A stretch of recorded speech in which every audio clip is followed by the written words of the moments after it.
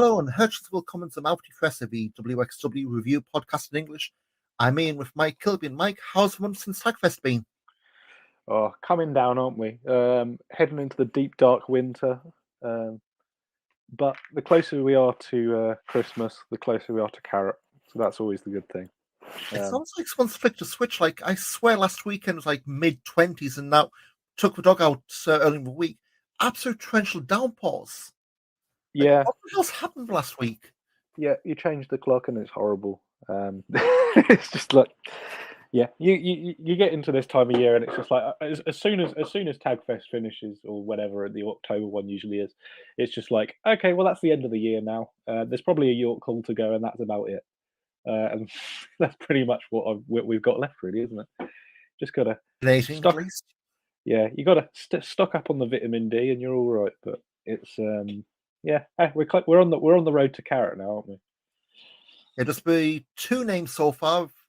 Guess not my sheet, so let's see if I can get memory course. Well, talk about last time, Masha Slamovich and Davey Richards. Should be getting a few more names soon. But after Carrot, WXW's announced they're returning to England next year. It was announced the last Progress show, the name of which I haven't written down. Wrestling Witch Face, I think it was something like that. Wrestling Witch Face, I think, yeah. Or they announced that WXW's having a presence on night one of next year's Super Strong Style tournament. On the date we calendar, that's May 27th. There's going to be standalone WXW shows well in the evening, both of them at the Tufnell Park Dome in London. The rest of Strong Style is going to be the Electric Ballroom, so I think this is more just a Saturday, Sunday, Monday. It's over bank holiday weekend. Ballroom is usually blocked off on a Saturday for some club night, so I guess it figures, and nothing to do with the scary ticket sales, but some Progress shows had this year of tournaments. But well, I think it's a combination of terrible ticket sales that Progress have had for the past 4 years. Let's face it, terrible ticket sales they've had for the past 4 years. I think previously Strong Style Weekend probably justified the ballroom keeping them in there on the Saturday. Yeah, but now, not a chance. We're not a Progress podcast, but like they did that Atlas tournament thing over Easter, and I remember watching it back when I would roll through reviews for Progress, and it's like that was scary. Like three before sides of the dome had crowds was like just one bare walls. Like that's not good. Like I tell you what, this announcement, WXW returning to on Strong Style Weekend, is the most interaction that our corner of Twitter has given Progress, and they've not been shitting on it. It's the most I've seen in about 3 years. 229 last couple of weeks back. Sorry, it has been dropped. Yeah, but it was like that's a brilliant. It's the best thing that Progress can do, and it's the Progress is dead for emotion as far as I'm concerned anyway. But there's more buzz about this WXW show on that weekend than any other thing that's been announced for Progress in years.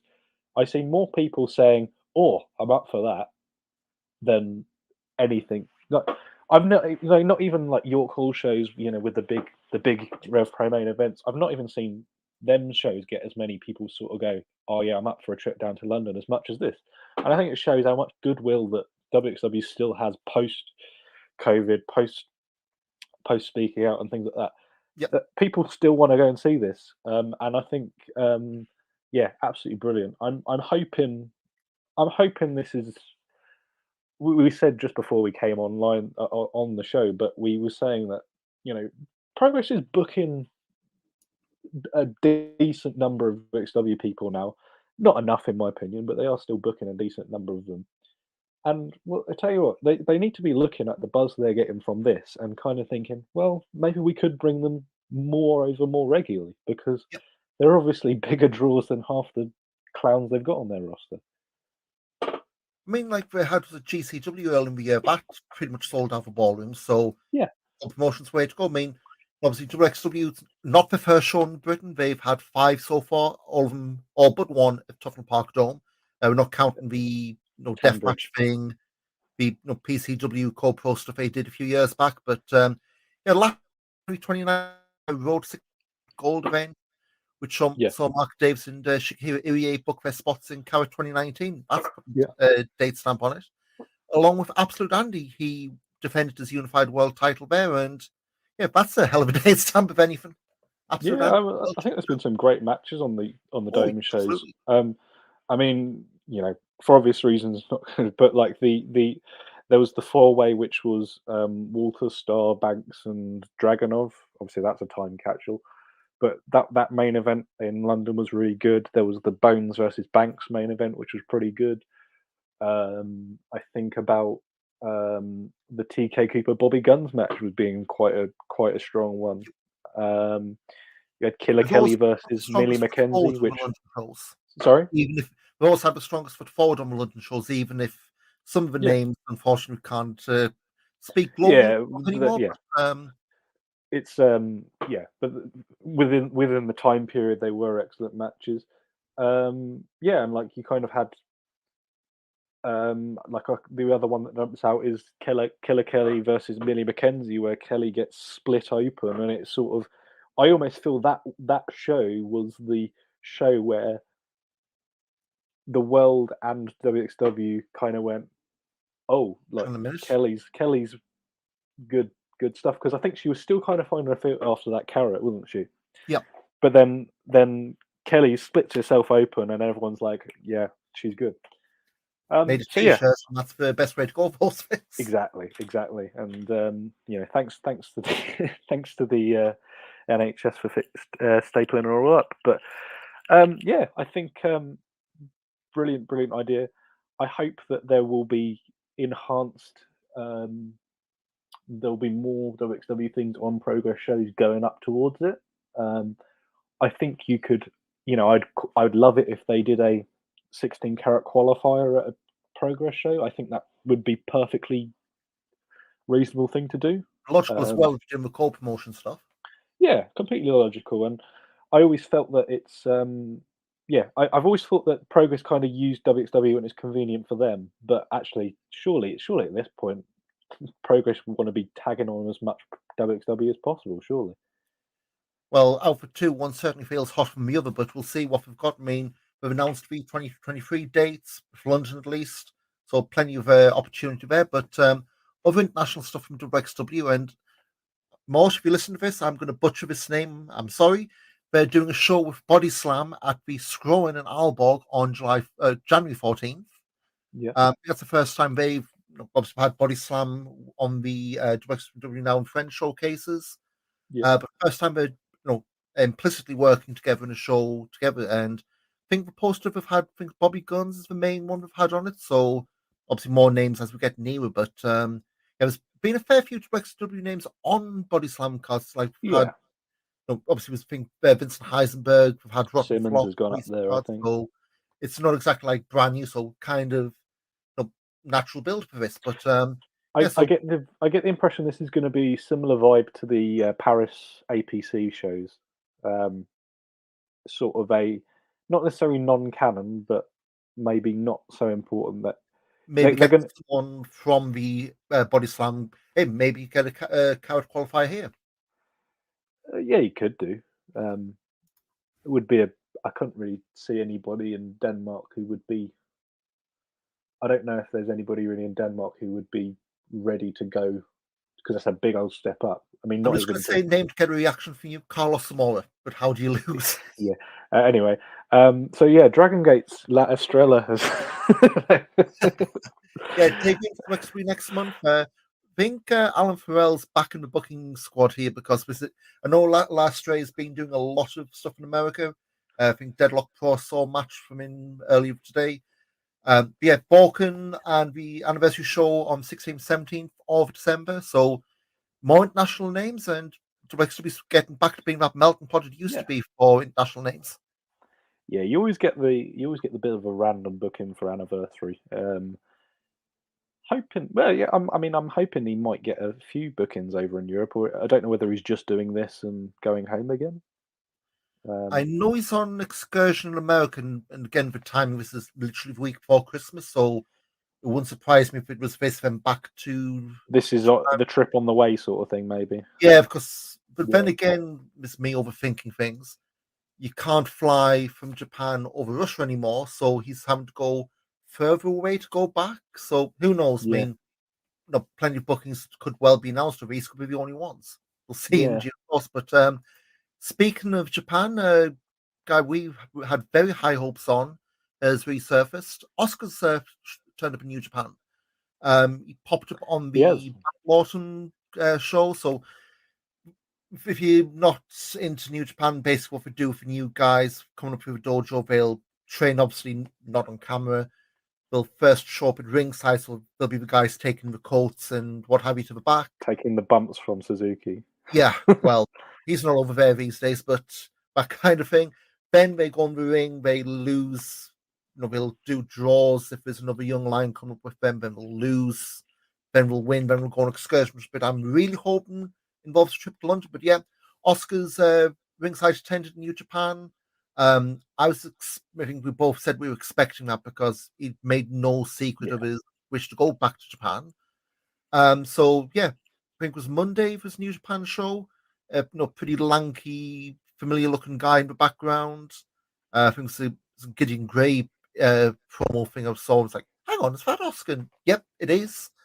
And so yeah, I think the next two we've got is the end of the month. I don't expect to be doing wrestling there, so maybe New Year after Wrestle Kingdom, but the factories around, around shows. That's a good sign. It's a matter of time, yeah. It's a good Give it sign. 2 years, Yeah. it might be 229 on a regular basis. Yeah, get him in the Legion. Gideon, get on the phone. I'm going to bite my tongue, but I have dropped a few hints. Let's just put it like that. But, well, there you go. so anyway, we are part of the intelligentsia at Big 229, aren't we? dropping hints and apparently also popping up in Weekly Pro Wrestling, but that's a story for another time. But so yeah, two shows since we last popped up, Bielefeld and Dresden, both the Wheel of Wrestling, so not for B shows, but we're building up for Drive of Champions next weekend in Frankfurt, so a few seats being laid here, and so yeah, so we've both seen them. You liked one more than I did. Started with Bielefeld, so this was, I guess, Amboss getting back on track after losing Tagfest. So you had Robert Dreisker having referee stoppage over Ilya Bloom at just under 9 minutes. Bobby Guns over Nick Schreier about the same time. Count out win for Rotten Flush over Jörn and Vincent Heisenberg. I mean, oh, it was brilliant, this match. I mean, there's more of an angle for the match, but you knew what you were getting there. It's like, oh yeah, 100%. Yeah, you had Norman Harrison. His I don't think he's done a second episode, but his wrestling review podcast where he said, Jörn Simmons displeased over Tagfest weekend, which the subtitles, I get what we're going for, but hey, Norman Norman listened to our last episode, I think. Sorry, Norman. I think I still on my. Never mind. But yeah, so when we did the tag, the whole year, what we called in Mexico, Parejas Incredibles, the strange bedfellow stuff. Yeah, you knew you weren't going to get going, tag me in, Vincent, tag me in. And of course, it fell apart really quickly. That feud, of course, is continuing, but at least for stuff like this, it wasn't a 10-minute match where they got along then went, oh, fuck this, and start beating into everyone. But I feel like this feud had been going on for about 2 years at this point. I don't dislike it, but it does feel like it's been going on a bloody long time. Yeah, I mean, like, it's been going on since at least July, hasn't it? Yeah, because I'm looking now on Cage Match and you can hear the keyboard clacking. So in July we had the thing in wacky time limit draw for the shotgun title. I'm trying to say, no, it was Broken Rules. We had in June. We had the Last Man Standing match for the Jörn one. Yeah, but there must have been stuff before that. Yeah, I feel like this has been going on for months, like for nearly nearly a year. Since April. Yeah, April. We had the whole thing where Heisenberg was getting the count-out wins. First Oscar, then Lavaniel. Then Jörn stood up for Lavaniel, and then it's kind of one's gone into world title shots. The other one's gone into Heisenberg because obviously Jörn can't have a title match until Archer loses it. So yeah, so I mean, we're keeping it going. It's not one of these things where it's like Ben in mind when we fought at Tag Festival. Is Jörn retiring? It's like, nope, they're keeping the feud going and they're keeping it interesting. Yeah, I didn't buy into that at all, but I didn't think he It was was more retiring. just the way, again, because it was going into the interval and just how long it was. Like, that was so damn decisive. How do you? Well, they are, but so Yeah, if we're keeping that one going, Tristan Archer beat Michael Knight non-title, of course. Baby I Allison thought pinned that was David a this Everett. was a I thought the Archer Michael Knight match was really good fun, actually. Yeah, I think this one. So I think both shows had like good, bad, good, bad. This and the tag match, I felt is because the tag match had the no contest finish. I think Yeah, if one picked match for night, Tristan Michael Knight was going to beat, and again, I'm not surprised. You know, you can put those two in a match with that length of time, you're going to get a pretty good match, and that yeah, is it. And what you got at the very least. yeah, for sure. You know, non-title, of course. You know, Michael Knight in no universe would he be, a credible title challenge at this point. At this point, no. I mean, not saying you'll give him a few wins, but like for this point, mid card, Bielefeld, that really would have felt like your title challenge of the month kind of thing. Yeah, yeah, it made it actually the fact that it wasn't non-title. There was an element of Knight could maybe squeeze it. You know, it's entirely possible. It was unlikely, but it was possible. Um, I I think well, there's a few more matches to go through, but I think this match for me actually was probably the best of the two shows we're going to talk about. I just felt it was a really evenly matched, just well fought match. It went 15 minutes, but it didn't drag for me. I think it's And one of those these are because two people I wouldn't exactly say are um, the I wouldn't say these are the two people who are the most exciting wrestlers in the world either. I don't think that's an unfair thing to say. I think they're not the most exciting people yeah, I mean, when you're watching WXW. But I thought this was perfectly good, and I think yeah, it was probably the best of this sort of short tour. I think when I noticed again, I think I was listening to the German feeds, um, but I noticed like the crowd took a while to get into it, and again that might have been because he won't. No, they didn't give Knight a chance. But again, it's a whole kind of thing like with this. It's a good match, but because it was on a Wheel of Wrestling card and it was mid card, I think a lot of people might Yeah, fly on the radar, which unfortunately I don't think it should because it's a really solid match and it's more than the two competent wrestlers having a competent match thing you get on a lot of places these days. yeah, and I think there was a bit of a there was a lot sort of played into Knight being back out by himself. Um, there was a lot sort of played into that, and I think there was Archer sort of took advantage of the fact that he was um, you know kind of feeling his way back into singles action.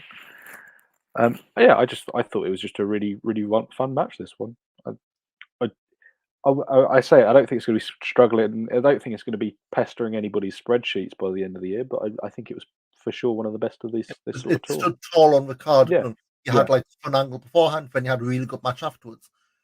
Followed up Baby Allison over Ava Everett. I think that's just more to get keep Allison towards the title shot and Ava away from it. Lawrence Roman, another Amboss reinforcing win over Danny Frey in 7 minutes by submission. So he's picking up a bit of steam.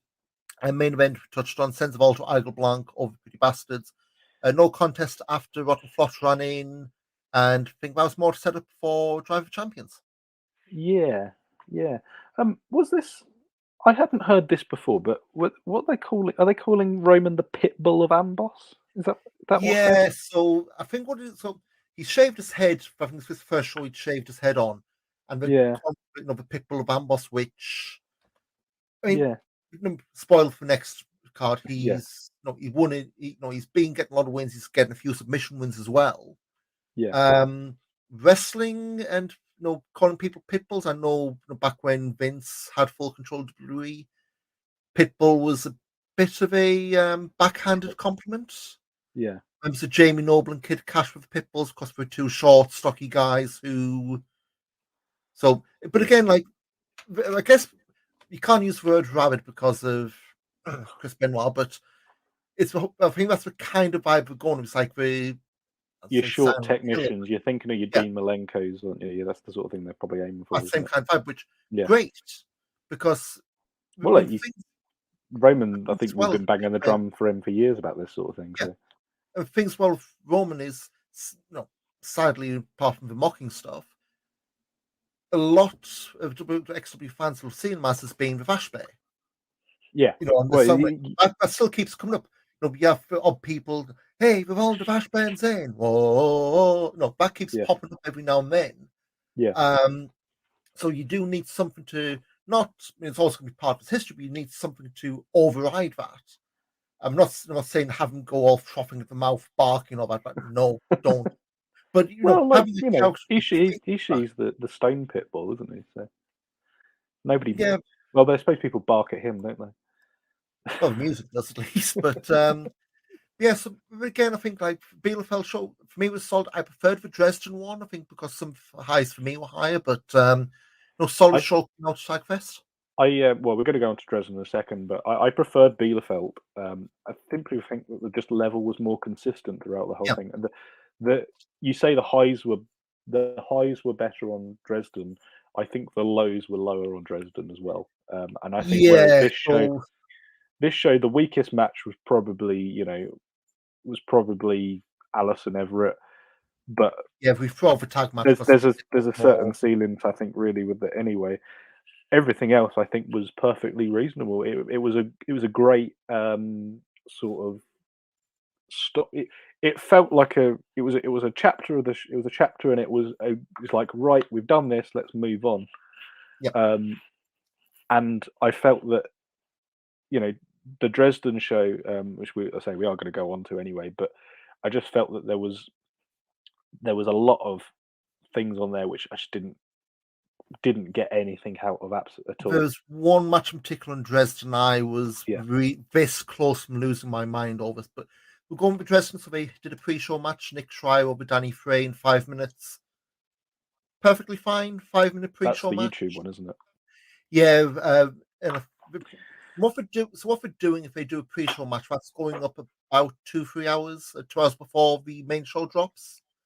Yeah, And we've been on YouTube, WXW's kind of reformatted their YouTube channel so it's English only. So I yeah. think it was Well, like it a makes few, sense. yeah, I think it was a few months back when they were trying out the Fight Forever stuff. They had, I think it was one match they had Sebastian do commentary in German. I think for now at least the mindset is it's English language going forward. So when you see these matches, you're going to get Dave Bradshaw unless he's unwell and we draft Met, Met Met. Tomasi in. But Yeah, that's not a bad shout. I mean, I love those two as a pairing over Tag I Fest thought they did great over Tagfest. shows. Yeah, I think But they were yeah, really, really good. and I think was told the Academy shows his first. His first because the Academy show was just in German, wasn't it? Yes, quite But possibly. Yeah, that was his first solo contest. Like I'm sure he'll correct me if I'm completely balls right up. But yeah, but someone who's pretty new to this to be sound that natural. yeah, But yeah, so it was a good win. But speaking of good wins, Lawrence Roman over Fast Time Mudo just in the quarter for an hour. Again, opening match, both from fairly local lads, but one's getting pushed, one ain't. I guess the best way to put it. yeah. And actually, for a long time, it was the other way round, wasn't it? Um, yeah, I thought this was probably. I think this is probably Mudo's best match he's had post COVID, post close set. I think he did really pretty well in this one. I thought Roman looked great again. I say they're really pushing him as sort of the little submission pixie, aren't they? Really. Um, yeah, so I think this was a really really good one. And after that, Bobby Guns over Rambo. So at the start of the show, they had Metahan. Yeah, so Metham was That being is interviewed Metahan. by. My mind, I thought I'd mixed up the Metahan. Has been interviewed. Bobby Guns still wants to finish the business they had in the close set shows. Metahan Yeah, wants to do it his terms. He booked a match against him with Rambo, who's seems to be Metahan's lackey these days with no eye touch and yeah, Abdul. they were sort of saying that they go way back. I mean, yeah, they do. They go back through sort of GWF, and they said he's as close as being family. I think that was the quote that Bradshaw Yeah. said anyway. So yeah, there may be leaning into there being a bit of a Berlin coalition in Because this double sculls. Abdul, the old Azel group, Abdul and I touch. Abdul seems to have disappeared for most parts. Yeah, I iTouch is still around. I touched around. He's got that funky 70s game show music and GWF these days, but Yeah, yeah, he's most like GWF and Project Nova, but he's done some WXW stuff like I think he's doing the Academy shows, isn't he? yeah. Yeah, Actually, I've got the Academy's opens a tab for quick rundown the end. I don't think he's on the most recent one, but he has been popping he's around more been shows. on. Yeah, Yeah, so Bobby Guns beat Rambo with the crossface, of course that's Meta Hands move, and there's a whole sending message. They're building up to a match, whether it's at anniversary or if they can drag it out to Carrot. That sounds like a I pretty don't good think you could drag it to Carrot. I think you could headline one of the other cities, but I don't think you could drag it out to Carrot. I'm not saying it's like main I event think account, you could use like Metahand first versus round Gun match. for Hamburg. Big threat for Bobby Guns breaking You'd through. want to do it before that, though. You'd Well, want to do that Hamburg's match only before. only January, only 2 months. Yeah, I think you could keep it to January. So we've obviously gone down that. Levaniel beat Jacob Crane in 2 minutes. Again, it was a squash. It was kind of getting his win back from Norman Harris's screw job over at Tagfest. Icarus and Robert Dreisker beat Peter Tahani and Orshi via referee stoppage just under 20 minutes. I think this one, Tahani, was that elbow to the bridge of the nose he got busted open, and these amboss matches, singles and tag, blood's becoming a bit of a theme in them. Yeah, it makes you think: are they going to, well, Dreisker's I think has always been a bit of an underrated hardcore wrestler anyway, because he was sort of doing a lot of that sort of towards the start of his career, wasn't he? Like I remember, like the blood feud he had with Dragunov. Mhm. There's a lot of blood in that. Yeah, they are certainly getting quite bloody, and I think that it's one way to really get a team like a heel faction over is you just have them battering everybody. And Orshi and Tehani, they're not pushovers. Nope. So it's not just two randoms off the roster to make up the numbers. Yeah, exactly. So the whole thing is, I think the idea is that Tehani's nose was broken. Yeah, and I think we talked about some last one. So there's that Academy show, Orshi's elbow, bloodied up Dreisker's nose. It's a Passion Pro show not too long after that where Dreisker got his revenge. Great match as well. Yeah, I mean, I think we plugs at the time about Passion Pro, the 2022 Passion Cup. Go out if you wait for that. It's on YouTube for free. Yeah. A lot of familiar names on there, so it's not a who's this guy kind of thing. Yeah. So I mean, yeah, Amboss Wave into spilling blood big time at the moment, and yeah, afterwards, Tahani said he's going to bring out another side of him at Drive for Champions, and we're doing Dreisker Nicholas against Tahani and Ilya Bloom. I hadn't said it. I think we spoke last night, and I hadn't picked up on this, but Ilya, run for your life, my man. Well, Tahani's been turning since about July. In my head, he has been. I thought he was doing at Tagfest. I think this is all. There. It's almost like I'm trying to think of the right word, but it's induction. This is all an induction thing. Indoctrination, canonization. Canonization. I suppose that's the word. Is that the word? Yeah, I mean, you think it's a shortcut. He was very. He didn't want to use the chair. He didn't want to do it. So I think this is 100%. This is him going through. I don't want to say hazing. That's not the right word, but it's initiation. That's the word. That's good. Yeah. This is just the initiation. He's doing his bloods beforehand, and I've been saying this is happening to privately. Actually, I think I've said it on here. I feel that this has been happening for months and months and months, and I think you're going to watch if it does happen soon. You're going to watch Batch them shows, and you're going to be like, "How did I not see that?" Yep. So yeah, Tiani's turning, but you've only just realised it by all. Again, maybe I'm just too easy to have a wool pulled over my eyes. Maybe that's just me, but so yeah, so we've got that next weekend. I think that's a match. But carrying on with Dresden, Metahan submitting Johnny Rancid. So was Michael Knight was meant to be the original one? It was an injury from our recall. No, Michael Knight was meant to be against Rancid. Against Rancid, so he got injured. Oh yes, so no. So Levaniel got injured in his match, the neck injury, and he got pulled from the non-televised match the day after. Yeah, he did the whole Galactic Race crush, he was like clutching his neck afterwards. That's what got me confused. But so it's Metahan, Johnny Rancid. Why did this go 12, 15 minutes? Why was it so even? Like, all due respect to Johnny Rancid, he hadn't been around for a year. Yeah, he's nobody, isn't he? He's probably not going to be back around. Like, if he's on the next shows, if he's on the carrot lineup, fair enough. Yeah, fair enough. It's a guy who's not been around for a year, who was advertised or mentioned as, not as a no hope, but like he's not been around. We don't see much of him. To go 50-50 with Metahan to me is like, well, it's kind of like if you want to have a local guy in against Metahan, because obviously Metahan's, he is. Although I think it is slightly dubious to say that he is probably the draw in this group. If you need a local hero for him to go against him, you didn't advertise Roman versus Mudo. Put him against Mudo. Yep. And you could have put Roman against Rancid. It would have made no difference. But yeah, bloody 12 minutes. I mean, I suppose there's an element of we've advertised Metahan's having a big match on this card. We've got to have him go 10 minutes. But yeah, no, I thought this was dross, and I'm looking at your rating for the next match, and I feel like you've done this one hard done by the way. I do tend, if I see, I mean, the match technically wasn't bad.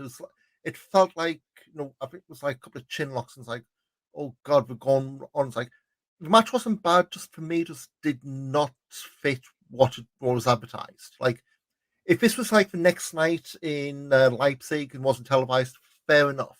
Rancid Metahan, yeah. Yeah. But yeah, I mean, to me, like, say, I think by the end, it wasn't, oh, thank God, that's all right. We've seen matches just so bad. We just It wasn't terrible, but it just wasn't very good. Yeah.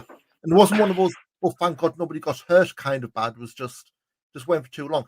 Make it half the length, can still do your 50-50, have the same results. But yeah, I mean, it's not long and it's not going to do any harm. But it's just, when he's sitting through it and it's like. I would have given Guns Rambo more time. Yeah. Personally. Next up, Ava Everett's looking for a new bestie. So she's apparently beaten everyone in the women's division. She wants competition.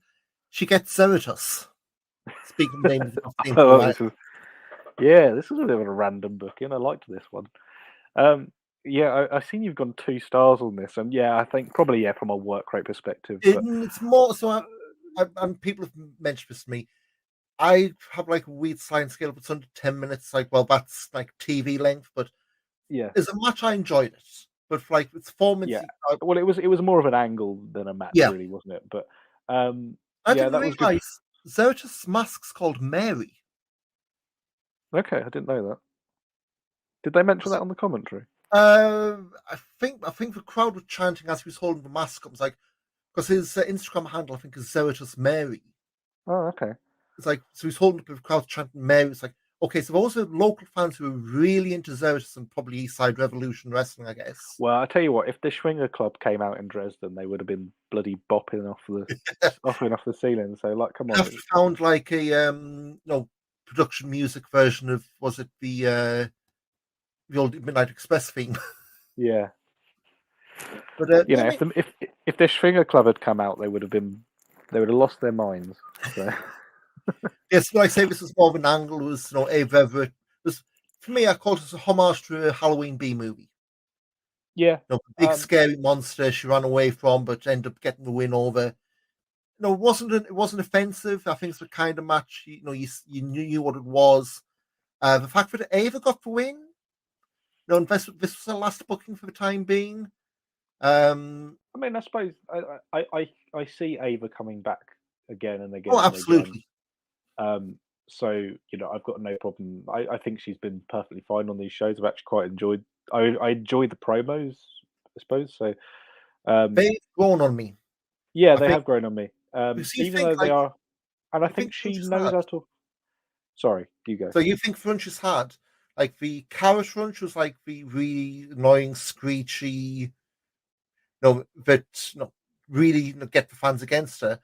This time around, she's tried something different. I mean, like just in terms of ring gear, it's not no. It's been two different characters. It's not been he's the same person you saw in March, just twice as loud. It's been different acts, and I think the whole point of these kind of excursions, especially in how early she's into her career, they're meant for trying stuff out. Like I know Yeah, it's Limitless. She's got the yeah. whole This art is group, which is part of. it's So it's the equivalent of going on tour in Europe and playing a few songs off the B side and seeing if they're hits. yeah, And I'm it's doing greatest hits. yeah, and Ava's let's say she's back in. I think she was much better this time than she was in March for sure. Yeah, Um, but there's a um, there's an ongoing storyline. When she's back, there's the whole thing with Eva that's got to be resolved. There's going to be tension with Norman. There's going to be, there's going to be all that sort of thing. And also, she's going to return as she's a former women's champion, so there's always that. Um, so yeah, and I think the other thing is she gets over with. She knows how to work a crowd who doesn't know who she is. Let's face it, 99% of the people don't know who Ava Everett is, and she's working a foreign crowd in a language that in a most language she doesn't crowds. speak, Yeah, and she's doing it extremely well, I think. yeah, And I think that's a real testament to, I think, the strength of her and the improvement she's had in the 2 month, let's say, probably cumulatively 3 months that she's had in WXW. It's a real testament that I think there's definitely a lot of progression there. yeah. And And it's the kind of thing as well. You look like. I mean, I will fire up her cage match just to keep me honest here. But like in she's never appeared on my timeline for anything she's done in America. I mean, And I'm I say looking it, between WXW and I know cage match, especially for small American indies, aren't that hot. Like since then, she's done a promotion called Let's Wrestle. She's done Mission Pro. She's done C4 in Canada. Wrestling Open, that Beyond spin-off thing.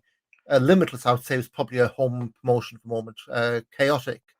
Um, yeah, Northeast Championship Wrestling. Done an AEW squash.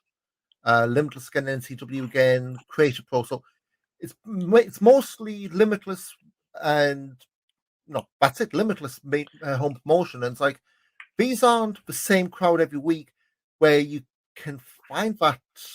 I yeah. don't want to say safe space, but you can find that. Hey, I can try this out, and I know this crowd's going to be easy with me either way. But You know, like, yeah. But I think the thing is, say with this, it's been very beneficial. I think both ways. I think WXW's had a very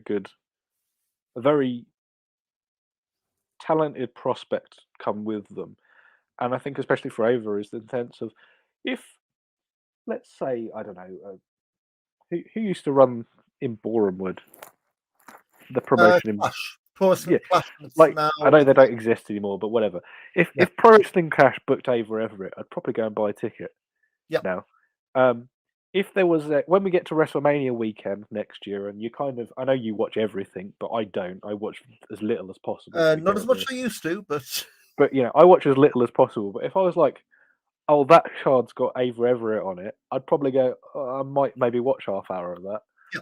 And I think you know she and when I said earlier, because I didn't really finish it, she's never appeared on my timeline before this, and she hasn't really since. But I feel that this experience has put her up at least in my head. She's put herself up in the top 10 sort of people on the American Indies who I'd probably go Who'd go off your way to see? I'd maybe go and have a look. If I saw it pop up on YouTube and it was a 10-minute clip, I'd probably go, oh, I'll have a look, have a watch of that. And for somebody who kind of tries to watch as little wrestling as possible, I'm only joking. But she's at least put herself, I think, on a lot of people's radar for all this. And I think, yeah, really, really good work. And I say you put 2 stars in this, and I get why you have, but I feel like this was infinitely more interesting than the Metihan Rancid match that went on before it. Yep. The main event So, we there we go. had the Hey, trios Robert, good job. hey, I mean, I don't think there's no Femme Fatale's part of Coward, but she comes back Coward weekend. We can see 100%. getting a lot of Yeah, bookings. it'd be great. So the main event had Axel Tischer and the French Doors against Tristan Archer and Rotten Flot. So they kind of played us off the last time we were in Dresden. Where they had Tischer lost because it was a match of having 2 referees. Rotten Flot came out, distracted both referees, low blow, Archer won. Complete different story this time. Tischer did beat him in Dresden last time, didn't he? Yep. He got the visual pin, but obviously they put the foot on the rope, didn't they? This time, Tischer got the win. Okay, it was over Mikhail Schenkenberg, if you've gone by who he pinned. But again, trios match, I really enjoyed it. But again, I think it was one of those, it was starting to feel a bit long by the end of it. Yeah, it went over 20 minutes. Because I remember I always sort of judge it by how much time's left on the little bar at the bottom, and I'm thinking, oh, it's a long old, it's a long old thing left for the final match. But yeah, it was perfectly fine. I thought there was a lot of the lucha spots where there was especially a spot where they were doing the sort of the dive to the outside, and Charisma's just kind of standing there waiting for them. I thought that was a bit. There was a lot of them sort of spots which I don't think really landed particularly well. But I thought, the Tischer comeback at the end of the match was really, really strong. As I say, he's having a career renaissance really as a wrestler. I think he's probably doing the best he's ever done anywhere. Tischer, and yeah, I thought the sort of the hot comeback at the end of the match was really strong. And ultimately, for a show like this, he sent the fans home happy because hometown crowd, and he got a decisive win. Yeah, decent match. I think apart from the match from Bielefeld, I thought this was probably this was another really good one from this sort of tour. So again, I think both those, I guess they're popping on the, if you want those who just watch us to WXW on delay on the network, I guess these are popping up. Should be up soon, yeah. Massive time lag. Just looking to see what they are planning on doing this week. When they send the intern to edit it together. Well, I don't think it's even that. I think it's just send the files off. So at the moment, no WXW this week, but there is new progress, and of course the Blood Money show. Yeah, less said about that for better. But so that's it. Obviously, WXW have this weekend off. They did have an Academy show last weekend. Didn't make tape. No. We had just to run through Tipper Hendrick over Jacob Crane, Diana Strong over Michelle Green, Ahuka, Kilo, and Rocky Jones again beat Fires Aguilar, Kuro, and Mayek. Thiago Montero beat Celine, Safar Amin over Massimo, Ultima Sombra over David Adili, Yuval Goldschmidt over Zeratus. The main event was Danny Frey and Ilya Bloom over the poster boys of Alex Duke and Don Sheen. So didn't make a tape, but I think a few names who've been on past Academy shows. Wouldn't surprise me to make the Fight Forever taping in a few weeks. There's always good progression, I think, from those shows. As I say, next up, Driver Champions. I think the Batch Cup's nearly sold out from what they're saying. There's done a good crowd, I think. Which is good. So now so far, you've got Alice Inc. Title rematch over Baby Allison with the women's title. French Doors defend the tag titles against Rotten Flot and the Pretty Bastards in a freeway. We've got Ambosses Robert Dreisker Nicholas, as we said, against Peter Tahani and Run Ilya Run. And Kawano against Axel Tischer. That's the match from Broken Rules they're finally getting around to doing again. Have they done that in Progress already? No, they did one early in the year. Let me see what show. So they did one early in the year they did Broken Rules. Yeah. And we're going to do it again in, I want to say, the Grungespan, Dead End and Grungespan. Yeah. But travel problem. Because what ended up happening was Carl injured his ankle, I think it was. and you got Axel Tischer getting Leon St. Giovanni in the opener. This was a late reshuffle. that was it. Yadapu Singh replacing LSG in the shotgun match. Yeah. So yeah, this is a delayed rematch, and I think this is one clearly, they want to do the trilogy at some point, but you need to have a second one first. Next night, November 13th, we're doing Fight Forever taping at Fight Club Gelsenkirchen. 3 matches so far. We've got Alice Inc. against Endakara, Ilya Bloom against Icarus, and Peach Tahani against a debuting Leighton Buzzard. That's the name out of ICW that's making its way to Germany. Leighton Buzzard in between Harlington and Bedford on the Thameslink line. Well, it's taking a few more steps to get to Gelsenkirchen. Oh, no, sorry, no. I'm thinking, no, that's not Leighton Buzzard. That's Flitwick. Oh, well, then my joke's completely messed up. Trainers, you've lost your credibility there. But, sorry.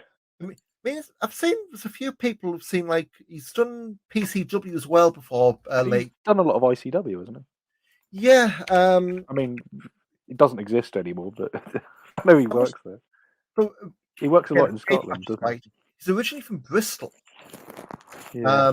Again, if cage matches, right? But I'm looking through his cage match, and like he did Preston City Wrestling back in March, and it's ICW, affiliate promotions, for one better word. He did a show in Israel back in June. So and OTT in Ireland in August. So yeah, mostly it's been ICW, like their surrounding satellite promotions. So yeah, it's a bit of a step out. From what I've seen, more than ready, but the fact they're putting him in there, against Peach Tahani, I think that's going to be kind of like a measuring stick we're going to be using, and see what form Peach Tahani is by the time we get to November 13th. Exactly. Then November 19th, we've got 2 WXW shows. Start the home one, so they're in the Lindenhalle in Wolfenbüttel. It's not making tape. We've got Jörn Simmons and Vincent Heisenberg, Falls Count Anywhere. So, yep, that one's clearly going on, as we said. Wolfenbüttel where they make Jägermeister. Is it? I swear it is. I'm going to Google this. So I think it is. Yeah, Jägermeister is in Wolfenbüttel. There we go. That's my Wolfenbüttel fact. If you go and have a Jaeger bomb. So, yep, the Herblichute Jägermeister. Yep. Don't say we don't teach you guys anything, but yeah, that's my Wolfenbüttel fact. And the other fact, they host the 3-day International German Bus Pulling Championships in May 2009. Oh, let's go! Oh, 2009. We're a little bit late. 13 years too late. A 5-person team pulls a 16-ton bus 30 meters. Maybe Ampos could do that when Dover's back to full strength. Yeah, 4 of them. Yeah, well, they'll have 5 of them then by then, won't they? But viewer shows WXW's doing there in Toronto, Canada in 2 weeks, November 19th. That's the co-pros with Smash there being taped for the network, and you see them WXW now. The WXW representations, you've got Kevin Bennett defending the Smash title against Bobby Guns, Axel Tischer's taking on Jake Something, Christian Archer defending the WXW belt against Carter Mason, Psycho Mike against Cara Noir, and a 4-way with John Creed, Maggot, Matt Cross, and Robert Dreisker. Yep. November 20th, we're in London, Ontario for the second show. Wrong London, yep. Tristan Archer against Kevin Bennett, Jake Something, Cara Noir, Psycho Mike against Maggot, Matt Cross against Robert Dreisker, Vaughn Vertical against Axel Tischer, and Carter Mason against Bobby Guns. And last one that we're going to mention for now is November 26th at the Kreuz in Fulda.